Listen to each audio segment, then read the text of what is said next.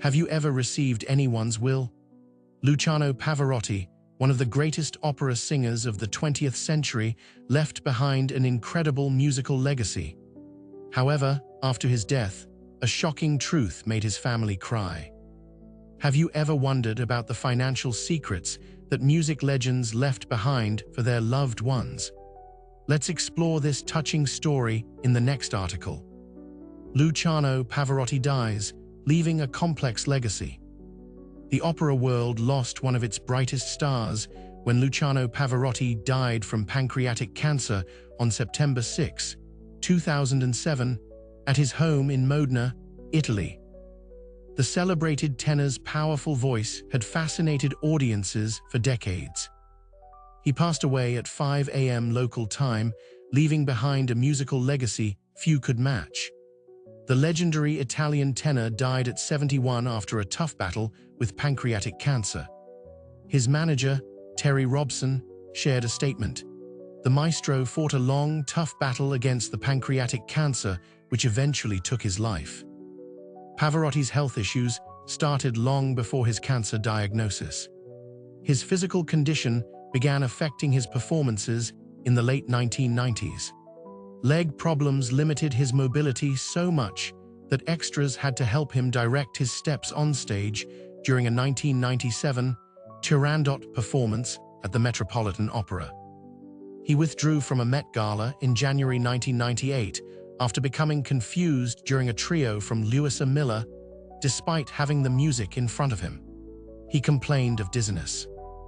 The tenor's battle with cancer started in July 2006. Doctors found a malignant pancreatic mass as he prepared to leave New York to resume his farewell tour.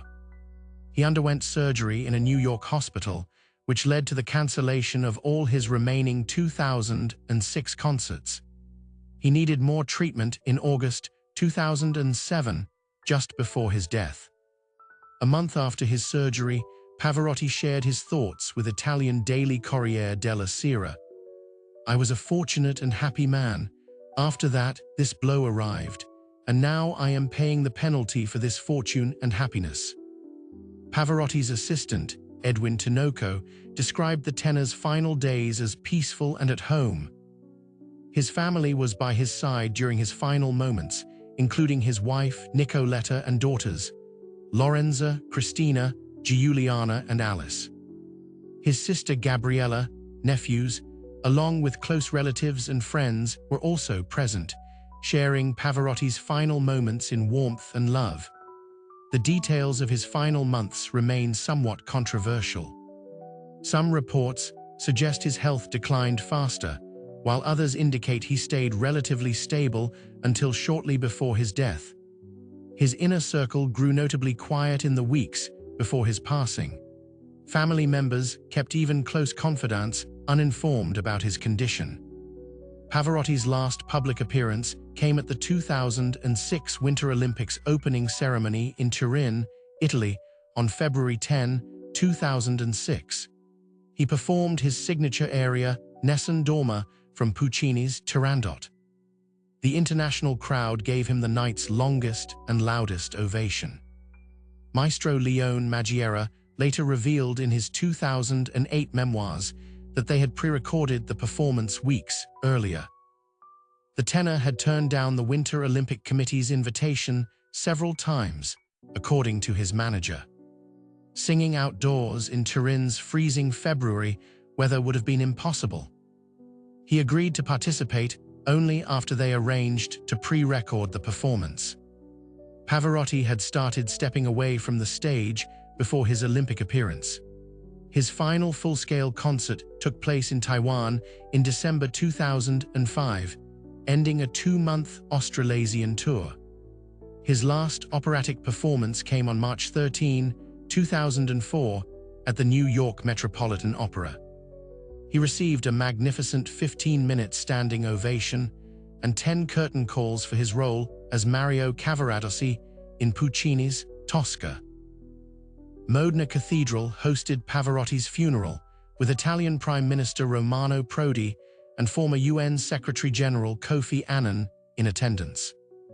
Italy's Air Force aerobatic team, the Frex Tricolori, flew overhead, leaving trails of green, white, and red smoke, the colors of the Italian flag. His coffin traveled through central Modena and the final kilometers to Monteil Rangon for burial in the Pavarotti family crypt. CNN broadcast the entire funeral live. The Vienna State Opera and Salzburg Festival Hall flew black flags to mourn the opera giant whose voice had defined an era. After Luciano Pavarotti passed away, his family faced a huge shock that few expected. Did you ever imagine that a famous artist like Pavarotti would leave behind such a shocking debt? Family discovers shocking debts after Pavarotti's death. Nobody knew the real money situation of Pavarotti's empire until after he died. People close to the famous tenor thought his huge earnings would take care of his family's future. His assets turned out to be nowhere near as solid as his worldwide fame suggested. Luciano Pavarotti earned a lot of money through performances, recordings, and media appearances during his 40-year career. His estate's value ranged between $250 to $275 million when he died. A large chunk of this wealth came from his impressive real estate collection in several countries. Real estate made up a big part of Pavarotti's worth. He owned 3 beautiful villas and an apartment in Italy, a home in Monaco's tax haven, and 3 high-end apartments in Manhattan, New York. These properties were worth millions. Money experts found that Pavarotti had accounts at 7 different banks. This showed he had a complex system of managing money across borders and institutions. His massive career earnings didn't match his messy financial records. Poor bookkeeping and a lack of proper money planning made it harder to sort out his estate later. His team got him amazing deals throughout his career. He could ask for $1.5 million per show at his peak, making him one of the best-paid classical musicians ever. His music kept making money even after his death, thanks to his catalog of over 100 recordings. The Financial Review brought a shocking revelation: Pavarotti owed about $24 million when he died. This news stunned everyone who knew about his decades of high earnings. An €11 million overdraft in one Italian bank account showed just how badly his money was managed. Tax problems made things worse. Italian tax officials questioned where Pavarotti lived and how much tax he should pay. They wanted millions in possibly unpaid taxes, which made settling his estate even more complicated. Credit card records showed he lived like a king until the end. He spent big on luxury items, fancy restaurants, and stays at top resorts. His expensive tastes didn't change even as his health and finances got worse. These money problems created immediate headaches for his family. Banks froze some accounts until estate representatives got proper approval. This made it hard to figure out exactly what he owned and owed. His business team couldn't believe how much debt he had. The people who worked closest with him said they had no idea things were so bad. This raised questions about who was watching his money in his final years. The estate had to pay all debts before anyone could inherit anything. That's Italian law. Family members waited while executors worked through this long process. His famous name and image rights helped save the day. Money kept coming in from recordings, merchandise, and licensing deals. These earnings helped pay off the estate's debts. After Luciano Pavarotti passed away, a tense inheritance battle began among his loved ones. Have you ever wondered if property disputes can arise even in the family of a famous star? Pavarotti's children and widow face inheritance challenges. Luciano Pavarotti's estate left his blended family dealing with a complex inheritance mess. His debts and scattered assets created huge challenges. The family had to deal with both grief and money problems at the same time. The legendary tenor had 4 daughters from 2 marriages. His first three daughters, Lorenza, Cristina, and Giuliana, came from his marriage to a dua Veroni that lasted from 1961 to 2000. These daughters had grown up when he passed away and had their own lives. Alice, his youngest daughter, was born in 2003 to his second wife, Nicoletta Mantovani. They got married that same year. Alice was just 4 years old when her father died. Nicoletta had twins, but the male twin didn't make it. Pavarotti started seeing Nicoletta while still married to a dua, which caused some family tension. Nicoletta, who was 34 years younger, started as his assistant before they fell in love. Their relationship became public knowledge in 1996. This led to Pavarotti's divorce from a dua in 2000 after almost 40 years of marriage. Pavarotti and his first wife kept their professional relationship even after splitting up. A dua had helped shape his international success as his manager during his career's vital years. They stayed business partners despite their split. The family was shocked when they learned about Pavarotti's debts. An €11 million overdraft and other financial problems created immediate headaches for everyone involved. Nicoletta Mantovani, at 37, had to handle both widowhood and money troubles while raising their young daughter.